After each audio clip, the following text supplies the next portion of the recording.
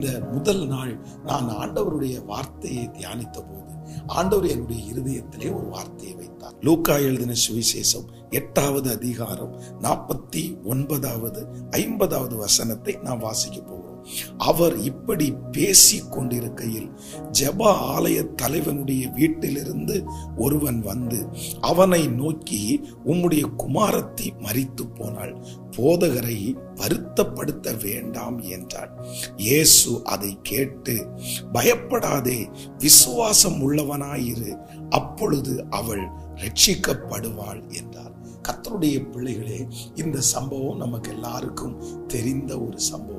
யவீரு என்கிற ஒரு ஜெப ஆலய தலைவன் தன்னுடைய பிள்ளை மிகவும் மரணத்திற்கு ஏதுவான ஒரு வியாதி கொண்டிருக்கிறது. சுற்றி இருக்கிற அநேகம் பேர் அந்த பிள்ளை மரித்து விடும் என்று எதிர்பார்த்து கொண்டிருக்கிறார்கள். ஆனா அந்த நேரத்துல இந்த யவீரு என்கிற இந்த தேவ மனுஷனுக்கு உள்ளுக்குள்ளே ஒரு விசுவாசம் துவங்கிறது. இல்ல, நம்முடைய பிள்ளைக்காக நாம் ஆண்டவரிடத்துல போய் சந்திக்கணும், அவரிடத்துல கேட்டா கண்டிப்பா அவர் அற்புதம் செய்வார் என்று ஒரு பெரிய நம்பிக்கை, ஒரு விசுவாசம். உடனே இந்த தேவ மனுஷன் ஆண்டவரை தேடி போகிறார். ஆண்டவரை தேடி போன உடனே ஆண்டவரிடத்துல இந்த விஷயத்தை சொல்லும் போது ஆண்டவர் எந்த மறுப்பும் தெரிவிக்காமல், சரி நான் வருகிறேன், நான் வந்து உன்னுடைய பிள்ளைக்கு சுகத்தை தருவேன் என்று ஆண்டவர் கிளம்பி விட்டார். ஏற்கனவே அவனுக்குள்ளே கொஞ்சம் விசுவாசம். இப்பொழுது ஆண்டவர் வருகிறேன் என்று சொன்ன உடனே இன்னும் அவனுடைய விசுவாசத்தினுடைய அளவு இன்னும் அதிகமாகிறது. அது மட்டுமல்லாமல் வருகிற வழியிலே வேதம் சொல்லுகிறது, 12 வருடமாய் பெரும்பாடுள்ள ஒரு ஸ்திரீயை ஆண்டவர் வந்து சுகப்படுத்துகிறார். அவரிடத்திலிருந்து வல்லமை புறப்படுகிறது. இப்பொழுது இந்த யவீருவுக்கு இன்னும் விசுவாசம் மிகவும் பலப்படுகிறது. முதல் அவனுக்குள்ளே தேவன் உண்டாக்கினார். இரண்டாவது வருகிறேன் என்கிறது விசுவாசம். மூன்றாவது தன்னுடைய கண்களுக்கு முன்பாகவே 12 வருடத்தினுடைய அந்த பிரச்சனை கண்ணு முன்னாடியே சரியாகிறது. அவனுடைய விசுவாச அளவு கூடிக்கொண்டே இருக்கிறது. ஆனால் திடீரென்று வேதம் சொல்லுகிறது, அவனுடைய வீட்டிலிருந்து சிலர் வந்து அவனை பார்த்து சொல்லுகிறார்கள், இனி போதகரை நீ வருத்தப்படுத்தாதே, அவரை கூட்டிக் கொண்டு வர வேண்டாம், உன்னுடைய பிள்ளை மரித்து போனது.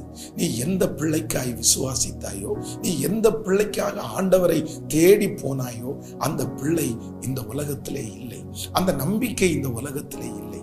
உடனே அவனுடைய முகம் மாறுகிறது, அவனுடைய சூழ்நிலை மாறுகிறது. ஆனால் வேதம் சொல்லுகிறது, என்னுடைய ஆண்டவர் அந்த யவீருவை திரும்பி பார்த்து, இந்த வார்த்தையை கேட்டு உன்னுடைய விசுவாசத்தை நீ குறைத்து கொள்ளாதே.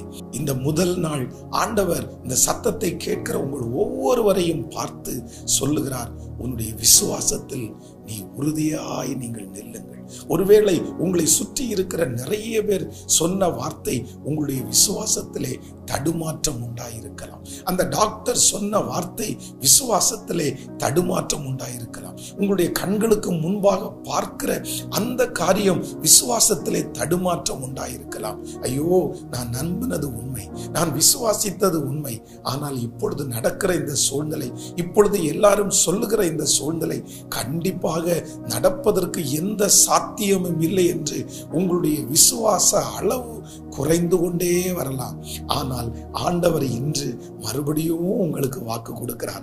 நீ எந்த விசுவாசத்திலே எப்படி துவங்கினாயோ, இது நடக்கும் என்று துவங்கினீர்கள் அல்லவா? கணவனாருக்கு இப்படி அற்புதம் நடக்கும் என்று துவங்கினீர்கள் அல்லவா? பிள்ளைகளுக்கு அற்புதம் துவங்கும் என்று நம்பினீர்கள் அல்லவா? எதிர்காலத்தை குறித்து அந்த காரியத்தை நீங்கள் விசுவாசத்தை நீங்கள் துவங்கினீர்கள் அல்லவா? ஆனால் இன்றைக்கு அது நடக்கவே நடக்காது என்று பல சூழ்நிலைகள் உங்கள் விசுவாசத்தை உடைக்கலாம்.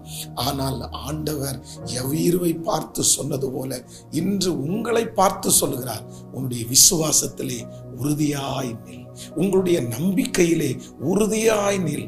என்ன வேண்டும் என்றாலும் பேசட்டும், சூழ்நிலை எப்படி வேண்டும் என்றாலும் மாறட்டும், கர்த்தர் வாக்கு கொடுக்கிறார், விசுவாசத்தை உங்களுக்குள்ளே துவக்கினது நான் தான் என்று கர்த்தர் சொல்லுகிறார். இந்த யவீருவை பார்த்து சொல்லுகிறார், பயப்படாதே, பயப்படாதே, விசுவாசம் உள்ளவனாயிரு, விசுவாசம் உள்ளவனாயிரு. இன்றைக்கு இந்த சத்தத்தை கேட்கிற உங்களை பார்த்தும் கர்த்தர் வாக்கு கொடுக்கிறார், பயப்படாதே, விசுவாசம் உள்ளவனாயிரு, விசுவாசம் உள்ளவனாயிரு.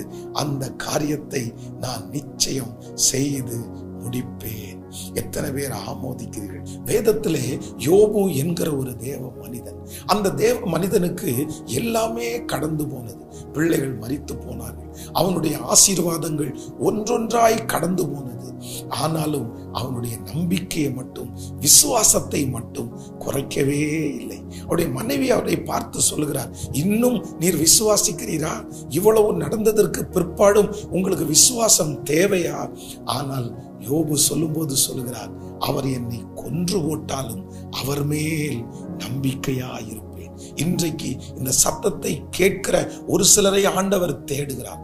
யாரை தேடுகிறார் என்றால், விசுவாசத்திலே துவங்குறவர்களை மட்டுமல்ல, விசுவாசத்தை துவங்கும் போது சுற்றி நடக்கிற அற்புதத்தை பார்த்து விசுவாசத்தை பெருக்கிக் கொள்ளுகிறவர்கள், வளர்க்கிறவர்கள் மட்டுமல்ல, கடைசி வரை அந்த காரியம் நடக்கிற வரையிலையும் விசுவாசத்திலே நிற்கிறவர்களைத்தான் ஆண்டவரை எதிர்பார்க்கிறார்.